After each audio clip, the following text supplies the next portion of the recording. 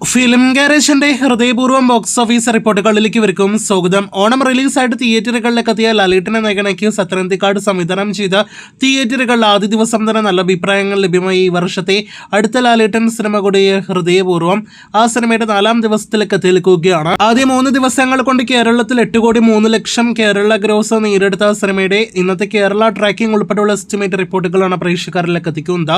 സിനിമയ്ക്ക് ഇന്ന് മികച്ചൊരു കേരള ട്രാക്കിംഗ് ഗ്രോസ് വർധനയാണ് കേരളത്തിൽ വന്നിരിക്കുന്നത്.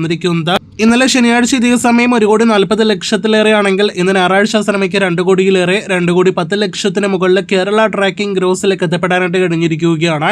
ഇന്ന് സിനിമയ്ക്ക് നിസ്സാരമായിട്ട് കേരളത്തിൽ 3 കോടിയിലേറെ ഗ്രോസ് ഉണ്ടാകും. 3,50,00,000 കേരള ഗ്രോസ് ആണ് പ്രതീക്ഷിക്കുന്നത്. അങ്ങനെയെങ്കിൽ ആദ്യ 3 ദിവസങ്ങൾ കൊണ്ട് 8 കോടിയിലേറെ കേരള ഗ്രോസ് നേടിയെടുത്ത സിനിമ ഇന്നത്തോടെ 10 കോടി കടന്ന് 11 കോടിയിലേറെ കേരള ഗ്രോസിലേക്ക് എത്തപ്പെടുന്നതാണ്. ആകെ 4 ദിവസത്തെ കേരള ഗ്രോസ് 11 കോടി 50,00,000 റേഞ്ചിലാണ് പ്രതീക്ഷിക്കുന്നത്.